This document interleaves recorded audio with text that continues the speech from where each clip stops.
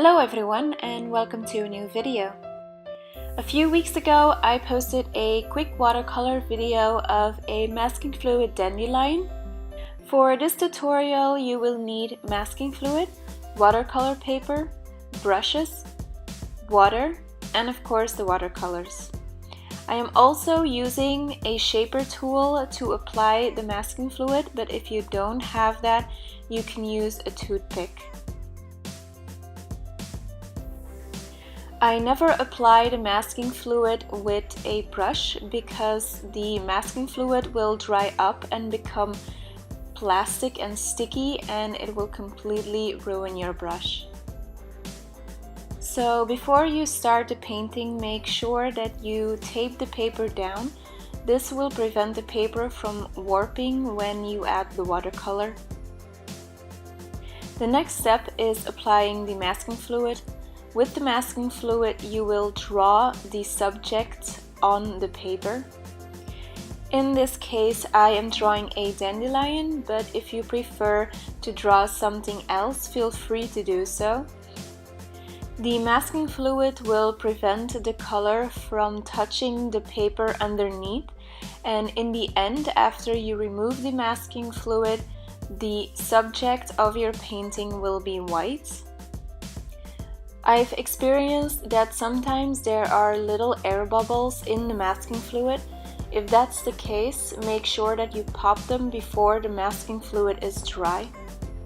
If you don't do this, you risk popping the bubbles while you're adding the watercolor, and this will allow the watercolor to seep into the little holes that are created, resulting in little dots on your painting.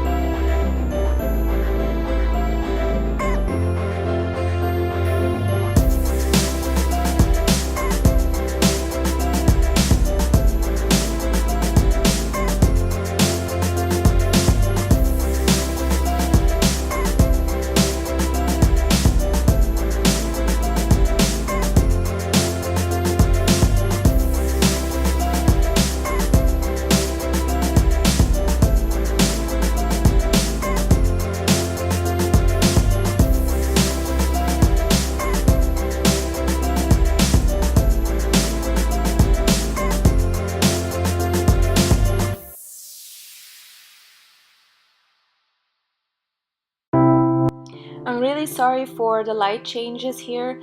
It was getting dark outside and I had to turn on an artificial light. After the masking fluid has completely dried, you can move on to the next step. To make sure that the colors blend easily, I am putting down a clear layer of water. For the purpose of this tutorial, I added a little bit of blue so you could see what I am doing.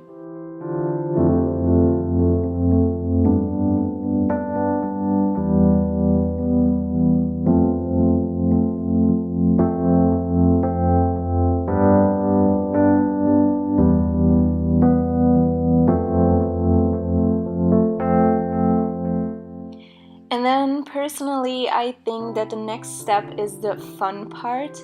You start adding the colors. It's really hard for me to explain how I choose the colors. I just know what colors work well together. And if you're new to watercolor and don't really know anything about color theory, I suggest that you try out the color combination of your choice on a separate piece of paper and see how they react together. For instance, blue and yellow will become green. Green and red might result in a brown. It's important that you know this before you start adding the colors to your painting.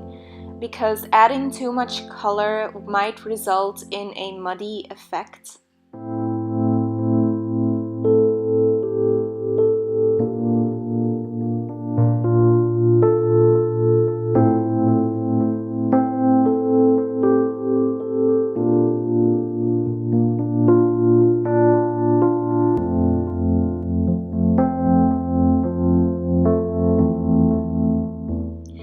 After the first layer, I am cleaning off the edges and soaking up a little bit of the color.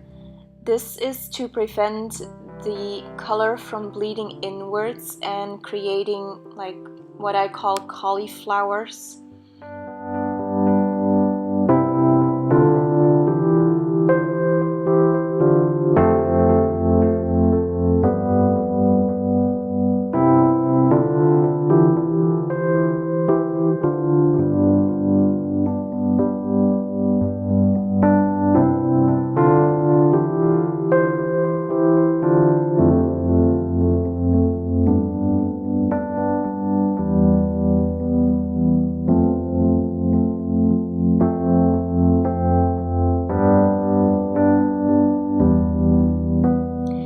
Make sure you leave this layer to dry completely before moving on to the next step.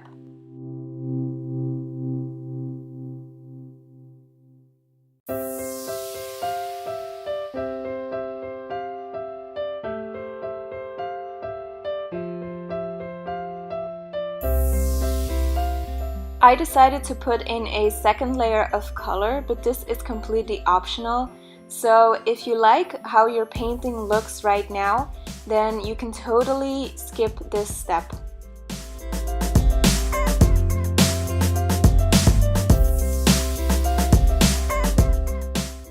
Before adding the color, I am again putting down a layer of clear water to make the color blend easily.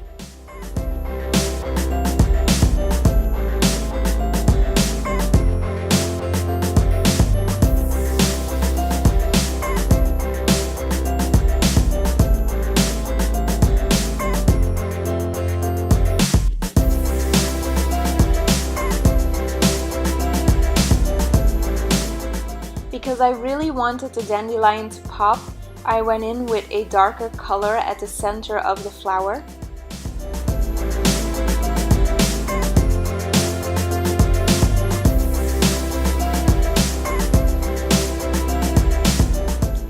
And I also splattered some paint around just for fun. And this is actually why I love this technique. It is easy, quick, simple. You have so many options when it comes to color and variations that you can just keep going and going and going.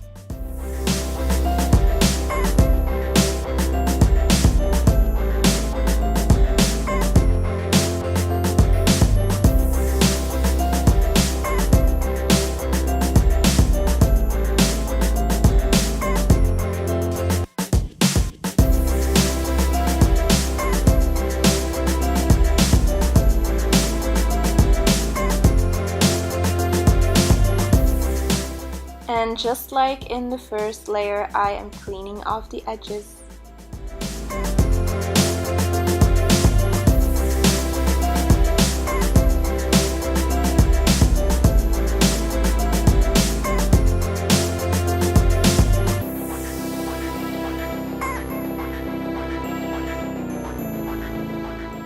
I let the painting dry completely, and now it is time to remove the masking fluid. I remove the masking using my fingers and gently rubbing it off. If you don't feel comfortable doing this, you can use an eraser to lift the masking fluid off the paper. Even though the watercolor is completely dry, I try to touch it as little as possible to prevent smearing. Another tip I can give you is that you need to make sure that whatever tool you're using to remove the masking fluid is completely clean.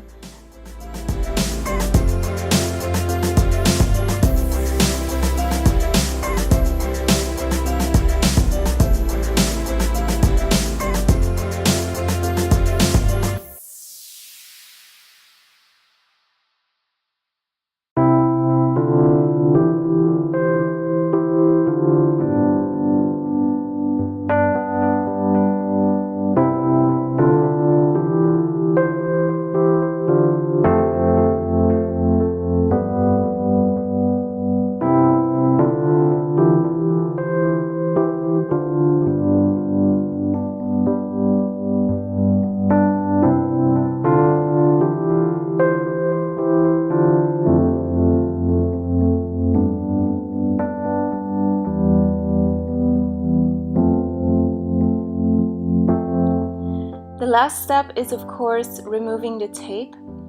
I was planning on speeding this up, but then I thought I wanted to show you how slow I'm actually going. In this case, I have a very small edge, but sometimes and most of the time even I have an edge of about an inch. I always remove the tape really slowly and angle it away from the painting. Whenever you're using tape, there is always the possibility you will rip the paper and you don't want it to rip into your piece.